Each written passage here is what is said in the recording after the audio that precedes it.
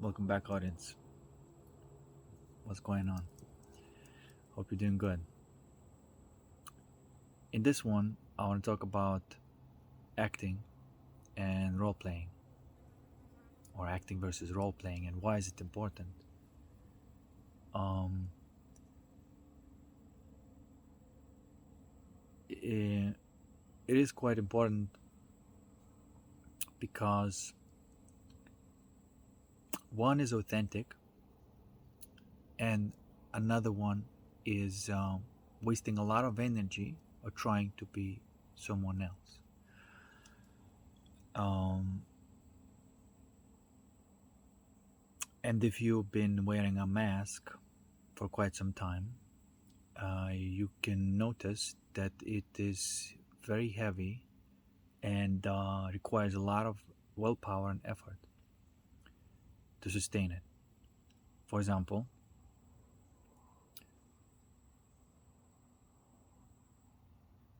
if you feel a certain way inside, but the social manners or conduct dictates that you ought to behave a different way. Let's say you're a waiter in a restaurant, and the client is obviously completely rude and is just trying to dump their problems onto you, and maybe even cursing at you, but you bite your tongue. You wanna tell that client to fuck off because you feel angry, but instead what you do, you just bite your tongue and you go, yes, right away, sir. Right? That's acting. It takes a lot of energy to act, right? And sometimes you can see that in the movies as well. People call it bad acting, but in reality, all acting is bad. If we define acting in such way, acting meaning you feel a certain way inside of you and you are behaving a different way. If you do that, you are actually using your brain to create that mask character and block the natural flow of your emotions and natural expression of the character. So it takes a lot of willpower to do this. Okay, and the result is actually bad acting. It's fake, false mask. um, However, you may say, well, I have to do this, right? Because it's a cultural norm, and the cultural norm dictates, because if I want to get paid, I better do this. Well, then you're gonna have to ask yourself a question. um, are you being free? Like, what would happen if you just actually um, express yourself the way you feel?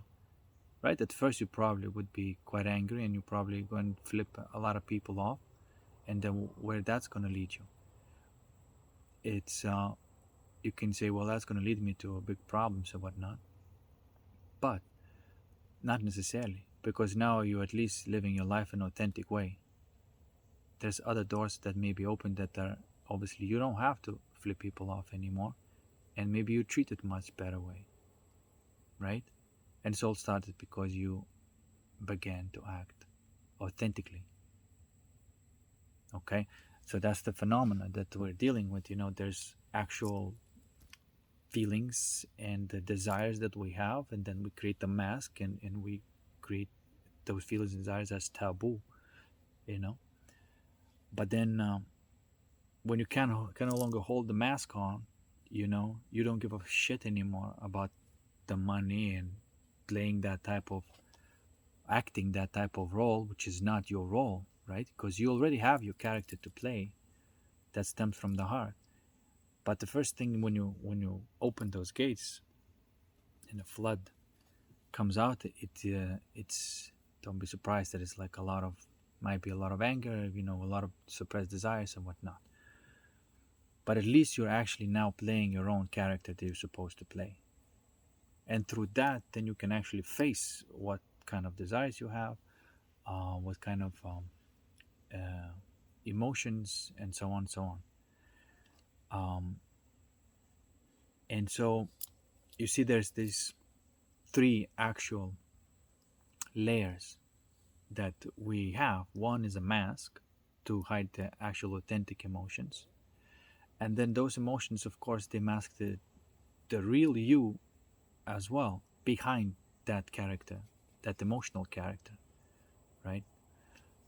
um, and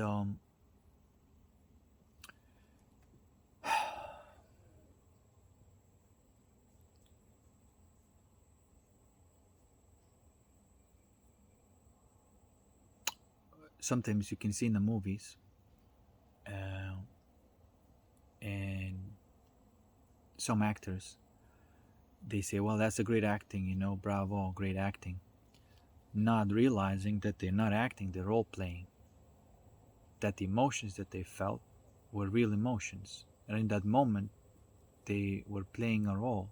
They literally became that person. And then people say, well, that's acting. That's not acting, that's role playing. That's the difference.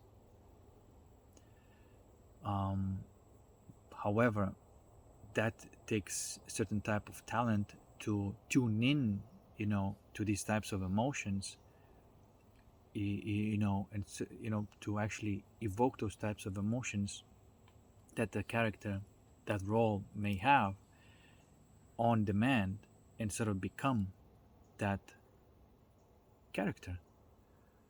um, that requires a certain type of talent. This is why, like, the good actors are very talented and emotionally talented people, so to speak. And so you can even feel it. I mean, if you watch a movie and you sometimes you just can watch it and it's just like nothing. You don't feel anything, and sometimes the character kind of grips you, and you can feel the emotions, everything, because those emotions that you see in the movie, they don't they there is like of an invisible track, but it's there. You don't know, like, why you really enjoy this movie, like why do you really enjoy this type of acting, because there was a real emotion behind it. And it wasn't just the pixels and the sound on the screen that you saw. You also felt the emotions that the actor was feeling. They were genuine. It's somehow that works, even if it's recorded in the history. If you watch somebody that had an emotion, that emotion somehow can be transferred. So that's that with the role playing. Why is it important? Well,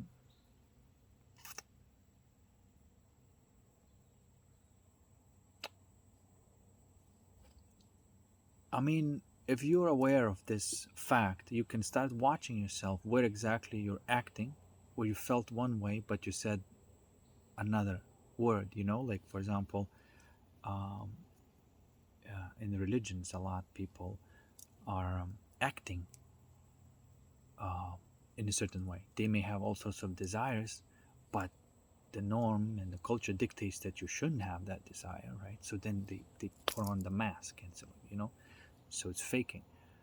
But if you take off that mask, there's all sorts of natural human desires that they're trying to mask with the holiness and whatever. But if they just accepted those human desires and express them naturally and be authentic with themselves, after some time you start seeing what's happening to you, why these desires are coming out.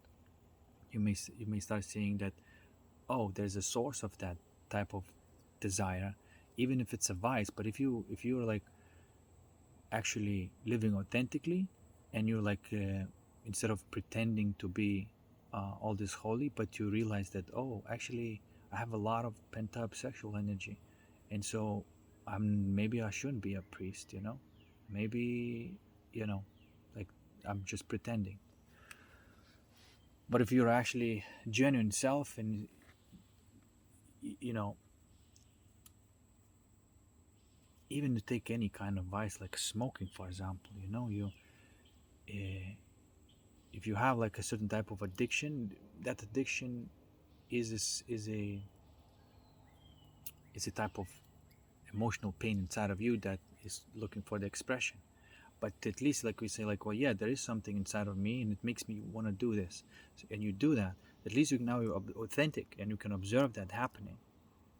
Now at least you're playing the role of that character, that villain, whatever, and but through that, as it's happening, you start realizing and you start seeing that, oh, look at that, I do have this addiction, which means there's something inside of me that makes that happen in order for me to pacify it, right?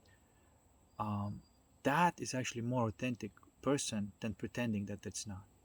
You can say, wow, look at this, that person doesn't have any culture or manners, look, they're just completely without borders and whatnot. But that person is actually more authentic than they are, and that authenticity is kind of leading them on the way to actual growth and maturity. That did not pretend growth and maturity, but actual, through that stage, through which you can observe yourself being that type of character, role playing that type of role, and finding the source of that uh, addiction or vice, whatever. And then finally you can face that, and through facing that, um, you find another side of it. Basically, that's that's the next stage. Basically, when you are authentic asshole, but it's better to be authentic asshole than false uh, holy person or whatever. Um, but as you are being that authentic, you know, person, uh, in that authenticity, you can start seeing, okay, you know what, like I want to overcome this one now. Maybe I want to stop this type of addiction, stop behavior. And so then you can create certain type of boundaries, and you say, like, okay, I'm not going to do this one at a time, of course, one vice at a time. Create certain type of boundaries, and that those boundaries will evoke those feelings, those um, tantrums, or these um, like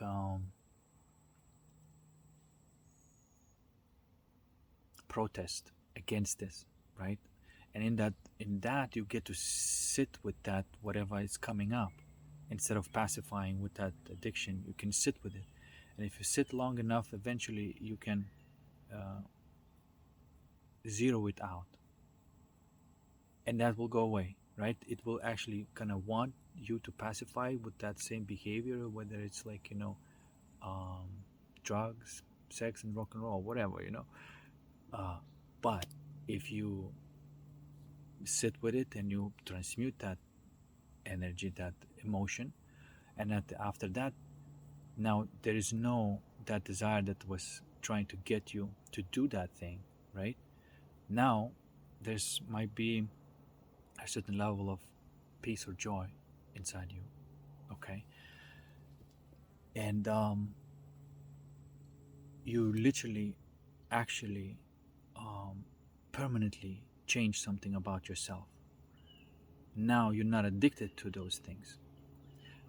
In fact, you can even enjoy those things now without needing them to pacify that feeling. You see that you can use even anything, uh, um, even alcohol, or drugs.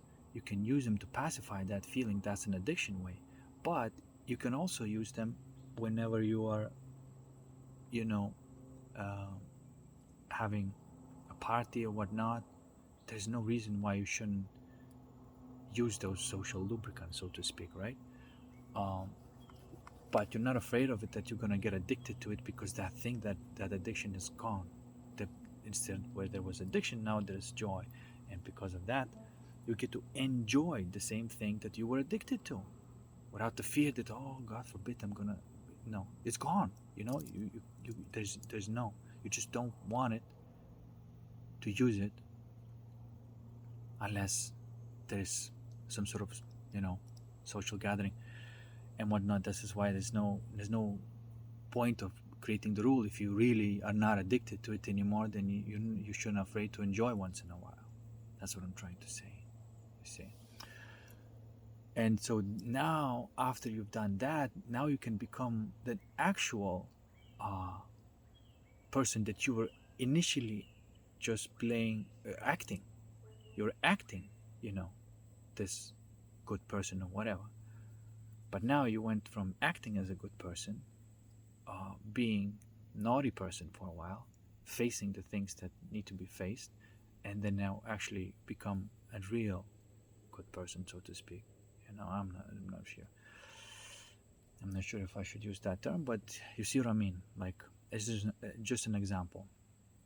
So you see, there's those three layers. There's actual, real, authentic you, which is your soul, right?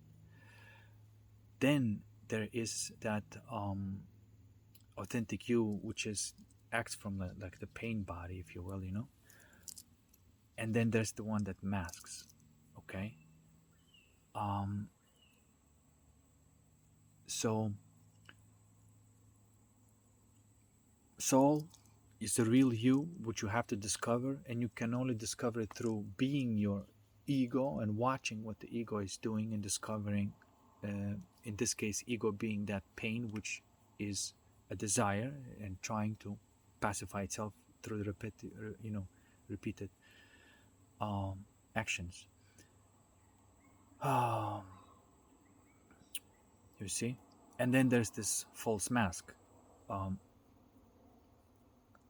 so there's a soul, there's your actual ego, and there's this fucking clown mask. You see, um, you can call it superego. I don't know, whatever you want to call it, but it's this pretending. And a lot of times, so-called spiritual people never face their emotional things, and then they are always seeking something uh, to, to resolve. Whether one person may be seeking an alcohol, another person may be seeking some Reiki healing or whatever, but they're still seeking. You're still functioning from the ego. So sometimes, like, you know, there's your ego, and you create another layer to this, like such a, and that layer, that mask, uses so much energy. Uh, it's very difficult to be that false, because you don't really want to be that, you know, person that is would be considered to be bad, or you know, culturally unacceptable or whatever. But and that's the thing, that's the actual path to actually finding your true self, who you truly are. Um, and then you say, like, well, that's your authenticity. But you see, authenticity is that, um, it, well, I should say that person that is genuine but imperfect or faulty or whatever, you know, is um, not your true self, right? But you can say that, wait a second, I thought that's me being authentic. Yeah, well, yeah, that's the first thing you to discover being authentic is by feeling what's actually there. Um, and through that authenticity, you can find, um, you can call it enlightenment, but you know, it's just a word. I don't really like that word anymore. I never really did. But through authenticity, you can find the truth. Okay? And authenticity may say, like, look, you are actually quite an angry person, and you were pretending to be super holy. You know, that's what authenticity may say. But you don't stop there, because that's not ultimate truth. It's an actual reality at that moment, but it's not ultimate truth. It's a I don't know how to describe it, but um, you don't stop there. You don't say, look, well, I'm a kind of piece of shit. So what can I do? No, you don't stop there. You discover that what truth is. You know, through authenticity, you can discover what the truth is. And the spoiler alert: the truth is whatever feels the closest thing to love. That's what the truth is. This is how you can navigate life. You know, especially right now when everything is so confusing and we don't know what truth is. The truth is whatever feels like love. That's what the truth is. Uh, you see what I mean? And anyway, hopefully that helps. Um, so you can see there's this acting character, then there's role playing villain, and then there's role playing hero. You know, a clown, a a villain, and a hero. Those are. And the point is to stop being a clown, being a bit of like a villain for a while, and then that turns you into a hero if you continue drilling deep down. Um, and it seems that that's pretty much the fate for most of the people who just started with that clown mask.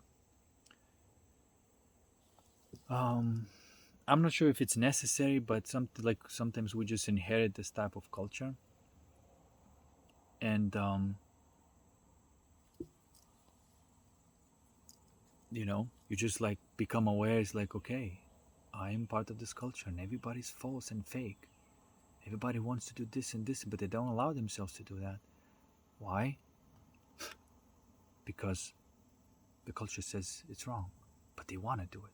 So then they create all sorts of underground taboo breaking things, and so then I even have like a marriages that are completely false. Both people are just acting, but cheating on each other, right? Rather than be authentic about this and not, but it's like, oh, but the marriage is a sacred thing. We're supposed to, you can't cheat. And so then everybody's forcing themselves not to be promiscuous, even though they feel inside that they are. You know what? Just don't be married, be promiscuous, and see where that takes you. It will take you to certain places where, you're going to have to dig deeper, because that promiscuity is going to, um, you know, show the truth. But it's rather like if you're feeling promiscuous inside, it's rather be promiscuous than to false, to fake monogamy. And then people say, well, monogamy doesn't exist. It does exist, but first you gotta be realizing that you are promiscuous. And when you face that, find where that source of promiscuity is. If you transmute that, then on the other side, you'll find your true authentic self, and then you'll find the monogamy again. But this time it's real monogamy. Um, you see? Um, and the promiscuity changes into a different form, which becomes like more like appreciation of other people rather than trying to nail them. You know what I'm saying? So yeah, that's the path.